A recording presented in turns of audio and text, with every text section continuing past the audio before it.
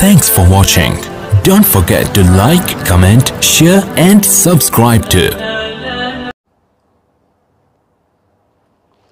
बिस्मिल्लाहिर्रहमानिर्रहीम। बयानात में जो बातें तरगीब के तौर पर बोली जाती हैं उनमें नीयत तो काफ़ी इखलास की होती है, मकसूद इस्लाह व तरबियत ही होती है। अलबत्ता बाज़ बातें वो भी आ जाती हैं जो अहादीस में साबित नहीं होती हैं। चुनांचे एक वाक़या हम और हमारे साथी बयान करते हैं कि एक सहाबी के घर में फ़ख्र व फाक़ा था, घर में खाने को कुछ नहीं था और वो घर में आए और पूछा खाने को कुछ है, तो घरवाली ने कहा कुछ नहीं है। तो सहाबी मस्जिद चले गए, 2 रकात नमाज अदा की, फिर उसके बाद घर आए, फिर पूछा कुछ है, तो जवाब मिला कुछ नहीं है। तो ख़्याल किया कि शायद मेरी नमाज में कमी है, इसलिए फिर मस्जिद गए, दूसरी बार नमाज़ पढ़े, फिर तीसरी बार आए, फिर भी कुछ नहीं मिला तो समझे शायद मेरी नमाज में कमी है। तीसरी बार जाके फिर नमाज़ पढ़े। तो तीसरी मरतबा जब उन्होंने नमाज अदा की, फिर घर आके पूछे तो घर में देखा कि चक्की चल रही है, आटा निकल रहा है, रोटियां बन रही हैं, गोश्त तला जा रहा है। तो खुश हो गए और फिर जहाँ जिस चक्की से आटा निकल रहा था उस चक्की को पार्ट उठा कर देखा तो आटा कहाँ से आ रहा नहीं मालूम हुआ, लेकिन आटा आना बंद हो गया। हुज़ूर सल्लल्लाहु अलैहि वसल्लम को इत्तला दी गई तो आप सल्लल्लाहु अलैहि वसल्लम ने फरमाया कि अगर तुम वो पार्ट ना उठाते तो क़यामत तक उससे आटा जारी रहता। ये जो पूरा वाक़या है ये हदीस की किताबों में बिल्कुल साबित है, इसमें कोई ऐसी बात नहीं है जिसे मनगढ़ंत कही जा सके। अलबत्ता इसमें 2 बातें काबिल इस्लाह हैं। काबिल इस्लाह बातों को बताने से पहले हदीस जो वाक़या हदीस की किताबों में जिस तरह साबित है पहले उसे हम सुन लें तो काबिल इस्लाह बातें भी समझ में आ जाएंगी। तो असल में हदीस क्या है, एक अंसारी सहाबी जिनका नाम हदीस की किताबों में ज़िक्र नहीं है और किसी मुहद्दिस ने ज़िक्र नहीं किया है, काफ़ी मोहताज थे, परेशान हाल थे, खाने के लिए कुछ नहीं था घर में। तो वो शर्मिंदा होकर जंगल की तरफ चले गए। उनकी अहलिया ने दुआ की अल्लाह ताला से, अल्लाह हमें कहीं से आटा रोटी पकाने का इंतज़ाम मैसर फरमा दे। तो फिर क्या देखती हैं कि अचानक थाल से रोटी भरी हुई है थाल में और चक्की में आटा पिस रहा है, तन्नूर में भुने हुए गोश्त के टुकड़े रखे हुए हैं। इतने में खाविंद भी आ गए, पूछा कहाँ से है, तो कहा अल्लाह ने रिस्क दिया है। फिर चक्की से कपड़ा उठाकर देखा तो आसपास में कुछ भी नहीं था। अल्लाह के नबी के सामने ज़िक्र किया गया तो आपने फरमाया कि अगर तुम उसे छोड़ देती तो क़यामत तक ये चक्की चलती रहती और आटा आते रहता। मुस्नद अहमद की रिवायत है, हदीस नंबर 385। मुस्नद बज़्ज़ार की रिवायत है, हदीस नंबर 3687। दलाइल नबुव्वा लिल बैहक़ी जिल्द नंबर 6 सफ़ा नंबर 105। शुअबुल ईमान हदीस नंबर 1339। मजमूउज़ ज़वाइद जिल्द नंबर 10 सफ़ा नंबर 259। ये सब वाक़या इस तरह साबित है।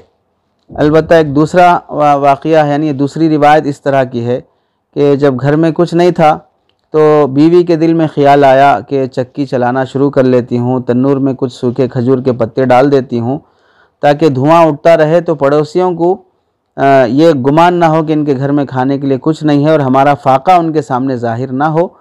तो इस तरह उन्होंने अपने फ़ाक़े को छुपाने के लिए तन्नूर जला दिया, चक्की घुमाना शुरू कर दी।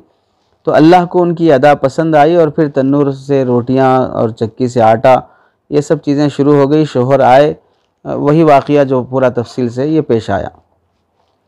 इस वाक़ये में हमको जो चीज़ें समझ में आती हैं वो क्या हैं कि पहली बात तो यह है कि सहाबा के घर में फ़ाक़ा होने के बावजूद चक्की से आटा निकलना, तन्नूर में गोश्त आ जाना और थाल में रोटियां निकल आना, ये सब चीज़ें करामात के कबील से हैं और सहाबा वली होते हैं और औलिया से करामत होना ये बिल्कुल मुहक्कक बात है। और दूसरी बात यह है कि सहाबी अपनी तंगदस्ती की वजह से जंगल चले गए थे, बाल बच्चों से शर्मा कर चले गए कि मैं हक़ अदा नहीं कर पा रहा हूँ, या रोज़ी कमाने के लिए चले गए कि जंगल जाकर कुछ लकड़ियाँ ला लें, या जंगल में जाकर अल्लाह से रोने धोने के लिए चले गए। बहरहाल मारिफुल हदीस में जिल्द नंबर 2 सफ़ा नंबर 202 पर मुख्तलिफ़ वजूहात लिखे हैं कि जंगल गए थे, चाहे वो शर्मा कर हों, चाहे वो कमाने के लिए हों, चाहे वो दुआ करने के लिए हों। और तीसरी बात है घर में कुछ नहीं होने के बावजूद चक्की चलाना, तन्नूर चलाना, یہ گھر کے فاقے کو چھپانے کی خاطر تاکہ پڑوسی دھواں دیکھ کر سمجھیں کہ ان کے ہاں کھانا ہے، تو فقر و فاقے کو ظاہر نہیں کرنا، یہ ادا اللہ کو بہت پسند آئی۔ چوتھی بات یہ ہے کہ گھر کی عورت نے اپنے فاقے کو چھپانے کے لیے پہلے تدبیر استعمال کی، یعنی تنور میں سوکھے پتے ڈالے، چکی چلانا شروع کر دی، تو تدبیر اور اسباب اختیار کرنے کے بعد اللہ کی طرف رجوع بھی ہوئے، دعا بھی کی، تو اللہ تعالیٰ نے راستے نکالے۔ پتہ چلا توکل کے ساتھ ساتھ آدمی کو اسباب بھی اختیار کرنا چاہیے، تقدیر کے بھروسے پر تدبیر کرنا نہیں چھوڑنا چاہیے۔ پانچویں بات یہ ہے کہ گھر کی خاتون کا اسباب اپنا کر دعا میں لگے رہنا، یہ گویا کہ اپنے شوہر کی عزت بھی بچانا ہے، اور آٹا پیسنے کے لیے اور چکی چلانے کے لیے تاکہ اپنا گھر کا فاقہ دوسروں کو معلوم نہ ہو سکے، پتہ نہ چلے، اپنے گھر کی عزت کو چھپانا ایک بہت بڑی ادا ہے۔ اور اللہ سے دعا کرنا، غیبی مدد کے لیے اللہ کی طرف سے انتظام ہو جانا، یہ سب چیزیں کرامات میں سے ہوتی ہیں، خرق عادت میں سے ہوتی ہیں۔ جو ان باتوں کو جانتے ہیں، ایمان رکھتے ہیں، ان کے لیے واقعہ کوئی مشکل نہیں ہے۔ جو کرامات پر یقین نہ رکھتے ہیں ان کے لیے ایسی باتیں کافی سمجھنے کے لیے ان کو بے چینی ہوتی ہے۔ اب یہاں اصل اس واقعے میں دو باتیں جو قابل اصلاح سمجھنے کی ہیں وہ کیا ہیں؟ یہ واقعہ بیان کرنے کے بعد یہ اثر جو دیا جاتا ہے کہ صحابہ اپنا ہر کام 2 رکعت نماز پڑھ کر لیتے تھے۔ جو بھی کام پیش آیا، مسجد گئے، 2 رکعت نماز پڑھے اور اپنا کام بنا لیے۔ اس پس منظر میں یہ واقعہ بیان کرتے ہیں کہ گھر میں فاقہ ہے، گھر مسجد گئے، 2 رکعت نماز پڑھے، آئے کچھ ہے پوچھا، نہیں ہے، پھر گئے نماز پڑھے۔ تو آپ نے سنا کہ جو اصل واقعہ ہے اس میں ان صحابی کا مسجد جانا ثابت نہیں ہے، اور 2 رکعت نماز پڑھ کے آنا اور پھر گھر کا جائزہ لینا یہ ثابت نہیں ہے۔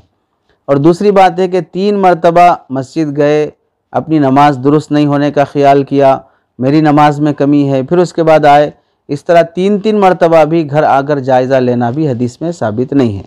اسی لیے مفتی طلحہ منیار صاحب دامت برکاتہم لکھتے ہیں کہ واقعہ تو صحیح ہے حدیث کی کتاب سے، لیکن اس سے جو بات ثابت کرنے کی کوشش کی جاتی ہے کہ صحابہ اکرام 2 رکعت نماز کے ذریعے سے اپنا مسئلہ حل کروا لیا کرتے تھے، انہیں کوئی بھی ضرورت پیش آتی تھی تو فوراً نماز کی طرف متوجہ ہو جاتے تھے، اور ہم اسباب کی جانب متوجہ ہوتے ہیں، ایسے میں اللہ کی مدد کیسے آ سکتی ہے؟ تو یہ جزیہ یعنی نماز پڑھنا مذکورہ بالا واقعے میں کسی روایت میں ثابت نہیں ہے۔